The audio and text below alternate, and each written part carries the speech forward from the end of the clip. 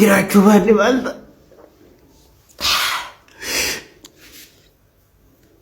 isti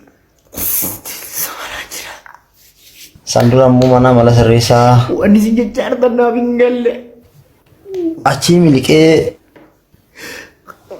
naannoo barbaade keessaa yookiis immoo iddoo itti toletti osoo jiraatu akka inni immoo lammaffaa deebi'ee qabamee mana mala sirreessaa itti darbatame irraa quba qaba. Sana mootu mana mala sirreessaa keessa waan turee fi waan achi keessa jiru bal'inaan beeknatti waardiyaanii mooraa sana eegu yookaan immoo tokkummaa dhabuuni akka kana warri waardiyaa sana bobbaasu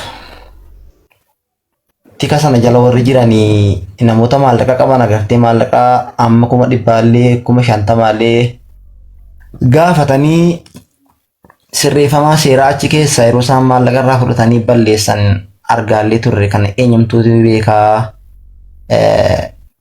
karaa miidiyaa OBN sagantaa caayaati irratti illee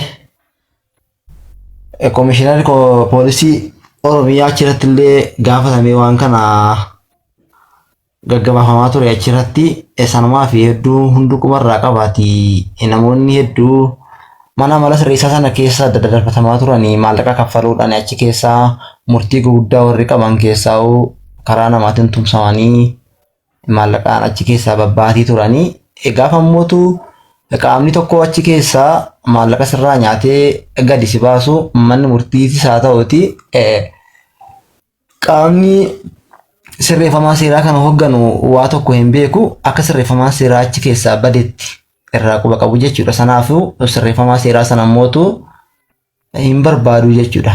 Xiyyeeffannoo itti kennu hin barbaadu. Sirreeffamaan seeraa sun garuutu mooraa sana keessaa yookiis immoo balbala mana sanaa cabseetii muti kaba'u yookiis tumsa waardiyoonni achi taasisanii fi warroonni immoo garteetii kasana bobbaasan tumsa taasisanii fi namni kamiyyuu achi keessaa baruutii danda'a.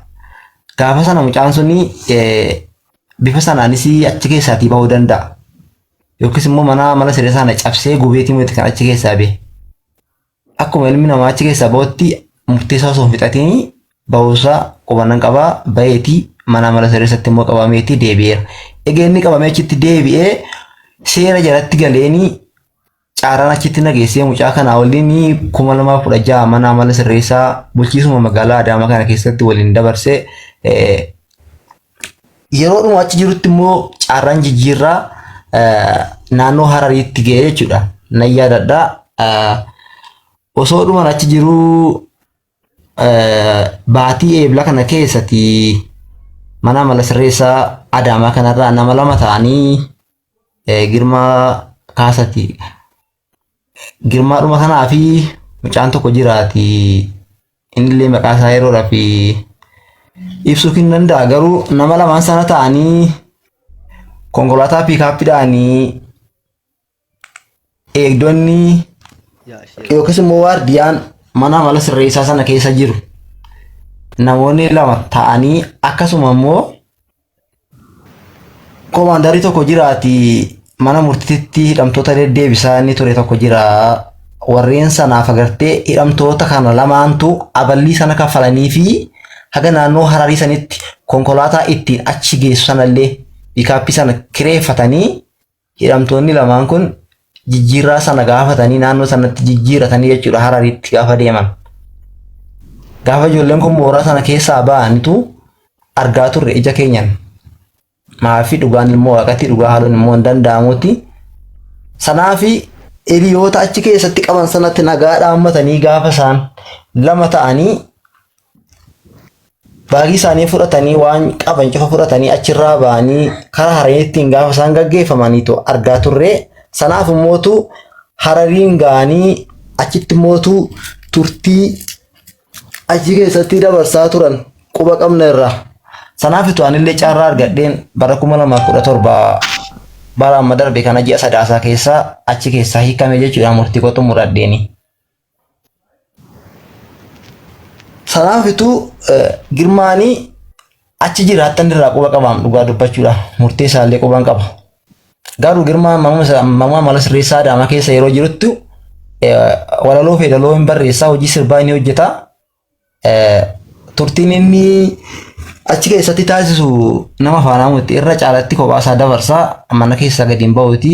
Hojiin isaa daftaraa fi kophee faanaa jechuudha. Hojii aartiitiin nan beeka waan ta'eefitu. Sanaafitu gumiin garaagaraa mana mala sirreessaa sana keessa ni jiraati.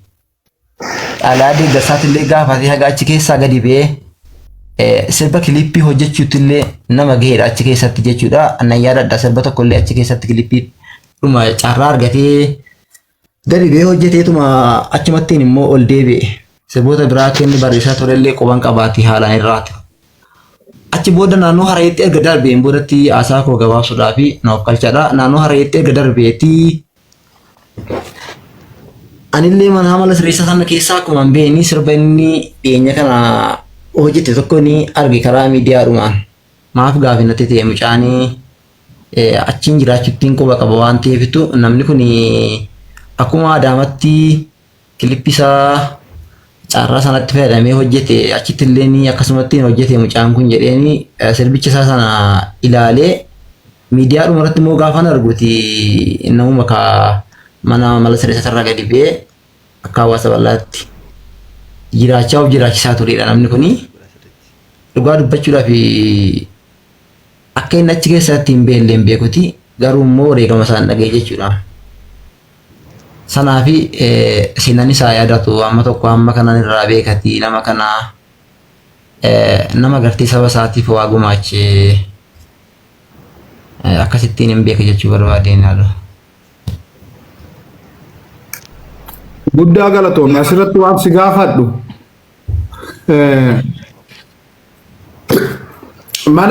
mana hidhaa teessee tooyii seerri si eeyyamaa gadi baatee kiliippii hojjechuun sun.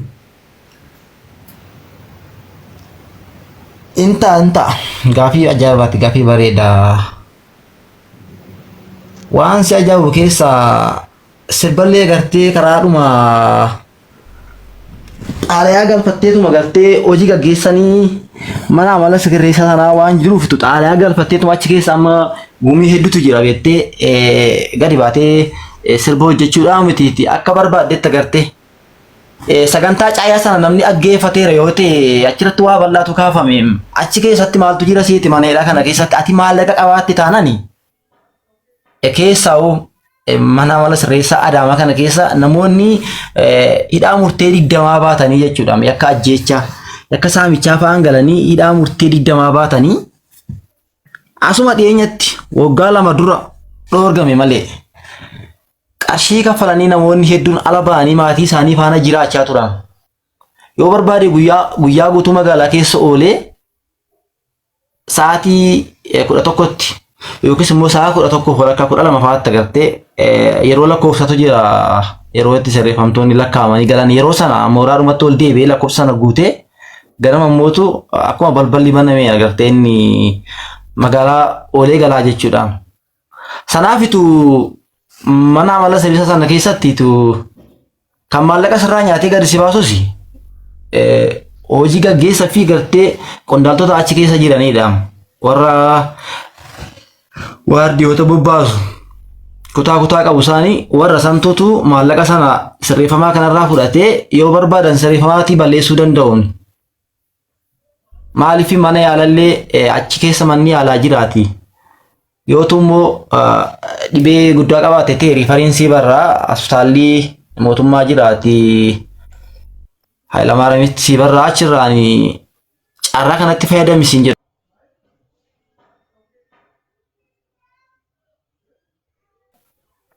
Qarshiidhuma 150 nuulaadhutti si balleessina poolisoonni yeroo ittiin jedhan. Sanaafitu mucaan waan sana irraa amanuu dideetuma dhiiseeni. Ijoollee baay'ee kaballeessaa turellee miseensuma isaaniiti achi keessaa agarte. Miseensa irra gaafa si balleessu